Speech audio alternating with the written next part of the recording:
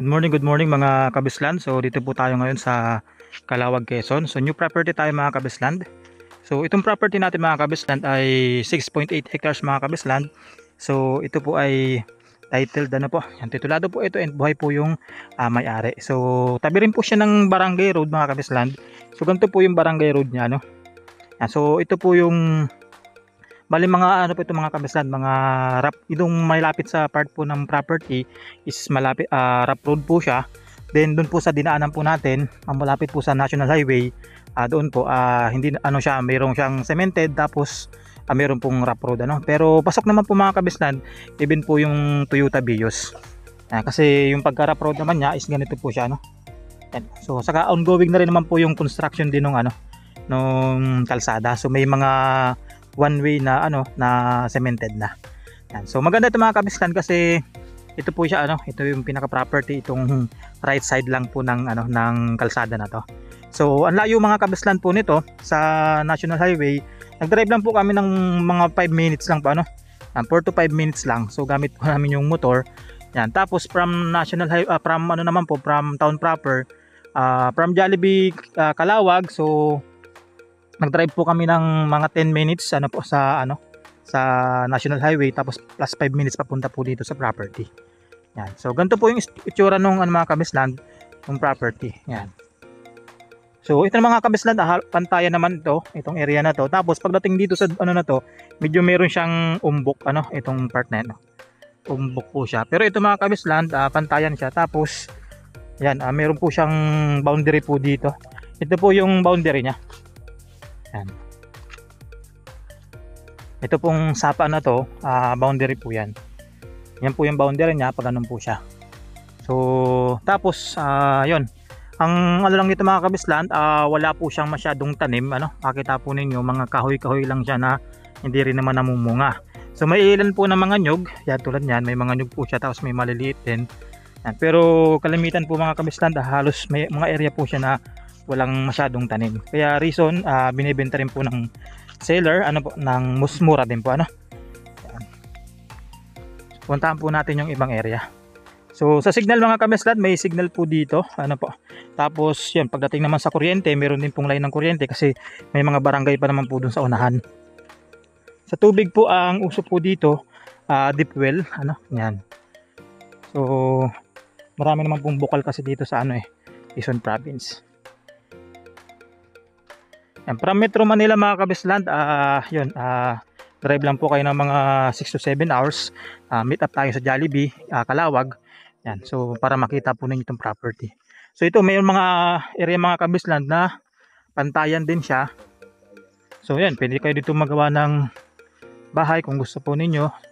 Ito yung area na medyo ano, umbok, tapos doon tayo galing kanina. Parang yung kabila lang tayo, nagkabila lang tayo sa kalsada. Yan o, medyo may umbok na naman yan dito mga kabisland. Tapos dito may part na umbok din. Yan o. So parang napapalibutan lang siya. Yan o, yan. So medyo mababa naman mga kabisland yung umbok dito sa area ano, sa may unahan natin. Tapos pagdating doon, halos pantayan na rin siya. Ang ganda nito mga kabisland to. Yan. So ito may area na ganito. Yan. So makita po ninyo halos ang mga nyug po niya ilan lang ano.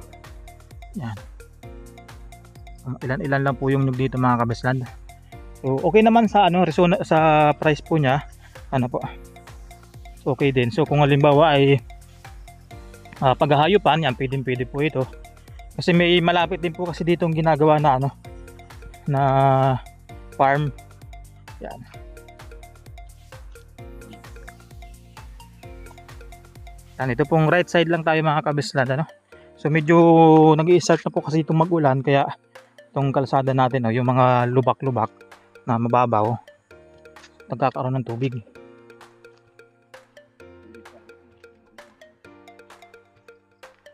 Yan, so medyo madamo lang po itong part ng ano na to, ng bungad ng property dito sa kalsada. Yan po siya. Dito sa area na ito mga kabisland, sa ano natin, ano, pisto natin. So medyo hilly siya ng konti ano. So medyo mataas. Yung mataas yung pagkalupa niya sa kalsada. Ayan po siya. Medyo mataas po siya dyan. Yan. So naka-elevate po siya, ano? Ito dito sa part na to. Pero doon sa pinuntahan natin kanina, sa start ng property, halos doon naman po pantayan na siya, no? Yan. Tapos dito mga kabisland, ano, pantayan dito naman, pantay siya dito, ano po, sa bungad ng ano na to. Ito, pantay po siya dito. Tapos pagdating naman dyan sa una-unahan na yan, hili na naman siya. Ano po. Tapos yan o, pagka hili po doon, halos pantayan na rin naman pag dyan sa taas. So mababaw lang naman mga kabisland yung akyatin kung sakali. Yan. Tapos dito mga kabisland, may part na ng cemented dito, ano? Yan, cemented na po siya. So ganyan po yung kalsada po dito. Meron po siyang ano, cemented, tapos meron ding rough road. So idudugsong na lang po dito 'yon. Ginagawa kanina doon sa dinaanan natin. Yan po siya mga kabisland. So pagdating dito sa area na to, o yan lang kasi yung bundok, medyo parang buro bundok siya, yung may mga puno-puno na to. Tapos pagdating dito mga kabisland, ano, ito kasing ibaba na to, yan hanggang doon sa dinaanan natin, ibaba na yun. So pantay siya, so connected siya dito sa kapantayan na to. Ano po? So medyo may malaking ano lang kasi dito, puno ng mga ano, dahon-dahon. Pero dito po pantayan po siya. Ito siya, yan, pantayan po yan. Yan yung kalsada niya. Yan, puntahan po natin. So yan mga kabisland, meron pong mga puno ng saging din. Ano po, ito siya. Mga ilang puno ng saging. So maganda dito mga kabisland, livestock, ano po, yan. Then yan, pwede po kayo magtanim ulit ng mga ano, mga niyog, ano po, o iba pang mga ano, mga kailangang tanim. Yan, ano po. Yan, ito mga kabisland, so ito yung structure ng lupa niya. So konting hili siya, konting hili paganto. Kasi yung kabila naman yan, yung kabila po niyan yung pantayan eh. So may paburol siya, pero mababa lang naman po. Tapos pagdating po dito, pantay naman siya. Ano po, so parang siyang ganyan, pag ganyan lang po siya mga kabisland yung lupa na. Ano, may mga pantayan, tapos may mga paahon. Pero yun, halos wala nga tayong makita dito ng tanim, pero marami naman pong mga ano, mga kahoy-kahoy din, may mga ano naman po, ano, may mga hardwoods din, sa softwoods, halo-halo na rin po siya. Sa paghahayupan mga kabisland, the best po itong area na to. And syempre kung halimbawa gusto po ninyo manirahan din dito sa Calawag, Quezon, yan, so pwede rin mga kabisland, ano, kasi safe na safe naman itong property natin, kasi malapit din naman po siya sa highway, ano po. Saka marami pong barangay doon sa, parang ito pa lang yung pinakaunang barangay galing sa National Highway. So marami pa po siyang ano, kasunod. Kung ito mga kabisland, yung ano niya, structure yung lupa. Yan. So may, yan tulad yan, itong ano na to, itong taas na to, ito po kasi paahon siya ng konti dyan. Pag lusong mo dyan, yun ay malapit sa kalsada. Ano po, ayun, ganyan po siya. So para siyang pabundok, tapos napantay, pabundok ulit. Pero yung pabundok po niya is hindi naman siya ganun kataas. Ano po, yan. So hindi lang po natin masyadong ano, ma-appreciate yung ano, yung property, kasi nga sobrang damo din. Tapos may mga puno-punong kalamansi.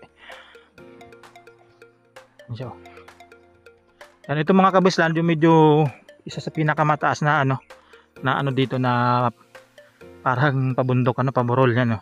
Hanggang dyan po yung ano niya, yung dulo, ano, yung peak niya. Kasi ito yung paburol niya.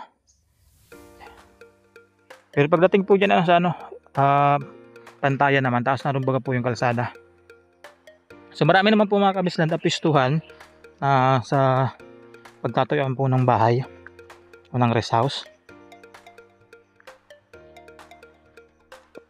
So yung ginagawang farm nga po dito, sa malapit po dito, katabing property po yan ito.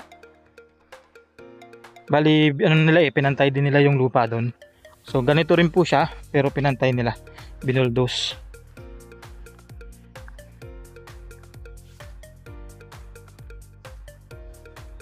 Yan, kung mahilig po kayo magtanim, ano po mga kabisland, Ang kakao, ano po, kalamansi, yan, pwede po yan dito. Rambutan, o iba pa pang mga mga fruit bearing trees. So ito mga kabisland, almost nasa 200 meters din po yung frontage niya sa kalsada. Yan, kasama pa po itong mga punong malaki na ito mga kabisland, ano? Yan, so dito mga kabisland, cemented na po yung dinadaanan namin. So ito kasama pa po yan sa property. So ito yung medyo mataas-taas po yung yung pagkaburol niya. Itong property na to. Yan, so hindi naman siya ganun kataas. Medyo madamo lang po talagang masyado. Pero ito po yung pinakamataas dun sa lahat ng dito. Burol. Yan, itong nasa right side po natin. Yan, so ito mga kabislan, goods na goods naman po ito, ano. So wala lang talagang tanim, pero maganda naman kasi yung presyo naman niya is mura din naman po, ano. Yan. Yung mga kabislan, no, kasama po yan mga sagingan. Yan. So sa area na ito mga kabislan, halos pantayan na naman siya. Yan, oh. So talagang lang talaga ang area niya, yung parang pabundok tapos pantay, pabundok, pantay. Yan. So ito mga kabislan yung sagingan. Yan. Dami po niyang saging, mga namumunga na rin. Mga saba po yan, mga namumunga na rin po. Yan, mga namumunga na din.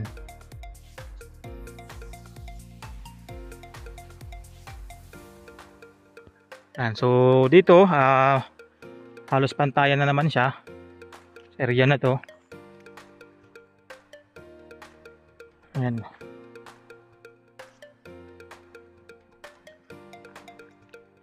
So madami rin pong tanim na may mga gabi, ibig sabihin meron po ditong source ng tubig.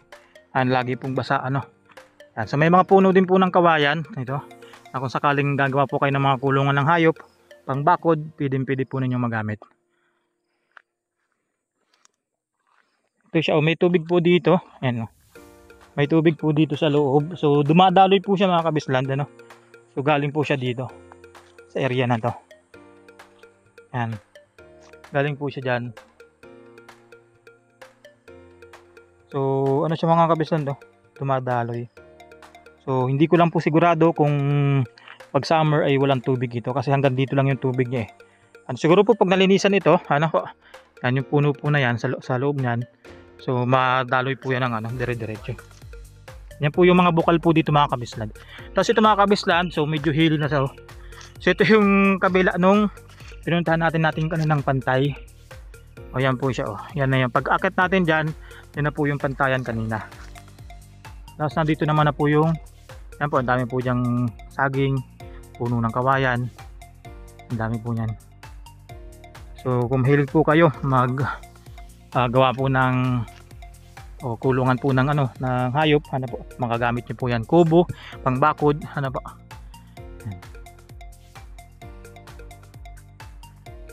So kung gusto niyo makita ito mga kabislan, itong property po natin, so yan, so schedule lang po kayong tripping, so message lang po kayo sa aking Facebook account, sa aking Viber, sa aking WhatsApp.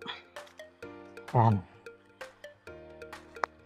And yun, po tayo ng tripping, schedule tayo. So ang kagandahan lang nito mga kabisland, yan, talagang siya, very accessible. So hindi man siya productive, pero yun, pero affordable naman sa mga kabisland, po. So ito mga kabisland, yan yung niya. Tapos pagdating dito kasi hindi natin masabi yung structure ng lupa dito, kung pantay po ba siya o paahon, kasi may mga damo na siya, yan. Yan po siya. Ito paahon na naman siya mga kabisland. Yan. Pero madami siyang punong saging. Yung kinatatayuan po ni Sir John, yan. So pantayan po dito. So bali tatlo po yung halos gantong area na pantayan na malalaki, So puntahan pa natin po yung dulo.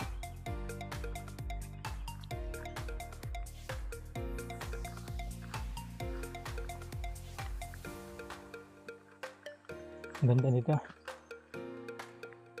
Ito po yung mga sagingan. So may mga tubig-tubig lang po yung daan. Yan. So pag nagamasan yan mga kabislan, maganda po yan taniman po ng mga pinya or mga root crops. Ano po? Yan. Saka yung ibang mga bungang kahoy. Yan. So ito mga kabislan, halos pantayan pa ban po ito. So ang layo pala po mga kabislan talaga ng ano nito, ng frontage sa kalsada. Ay ito mga kabislan yung itsura ng lupa niya pag nalinisan. So kahit na medyo hilly, so maganda pa rin tingnan talaga pag malinis. Ito yung part na to So yan yung mga magandang taniman po talaga ng ang mga root crops. Yan, so hanggang saan yan, sir? So hanggang dito po siya, yung property. Yan, hanggang dyan po yung property mga kabisland sa part na yan. So malaki din mga kabisland So sa part na to mga kabisland, medyo madilim lang, medyo magubot lang talagang masyado. Pero ito hilly siya, tapos dito halos pantayan same sa kanina. Yan. Yan. So may mga tanim din po na nyog na maliliit. Tapos ito mga kabisland, itong kabila na to ang kalsada, kasama daw po ito Yan. So ito po yung kalsada. So dito sa dulo mga kabisland, halos parang naging sila naging tuhog ng kalsada sa part na to. Yan. Yan po may mga tanim po. May mga tanim na mais, po, may tanim na gulay. Yan, itong part na to. Pantayan din ito mga kabislan, kaso ito naman medyo mababa naman yung level niya dito sa kalsada. Po. Kaya tamang lang din talaga siya. Taniman. Ito siya mga kabislan. Yan po. Yan, so yun, ang ganda dito mga kabislan So ito po ay pwede nyo pong makita yung yung papel po nito. So message lang po kayo sa akin So titulado naman siya mga kabislan, and yun buhay po yung may-ari. So wala pong kahirap-hirap na sa pag-transfer So ito mga kabislan yung nila taniman gulay. Pero ito sakop pa po ito ng property. Yan, may mga dito talong. Diyan boundary niyan sapa. Yan, so yun, ayon po sa kasama natin kay Sir John So boundary po nito ay yung sapa. Dito may sapa po yan, ito medyo madilim na yan. Sapa po yan. Kasi ito po yung ginawa nilang taniman. So ito lang naman mga kabislan sa dulo na to ang medyo may mga tanim Yan. So may mga nyug din na maliliit. So same lang din mga kabislan doon sa pwede nyo gawin doon sa property natin. Yan, pag nalinisan po yan, ito tulad nito. Pag nalinisan yan, po? Yan, so yan, pwede nyo taniman din ng pinya o kahit pang mga tanim, mga gulay na gusto po ninyo. Yan, so yun, so hanggang dito lang tayo mga kabislan. Kung meron po akong information na hindi pa nasabi, so feel free to ask lang po kung meron po kayong mga questions. Po? So God bless po sa lahat and ingat po palagi.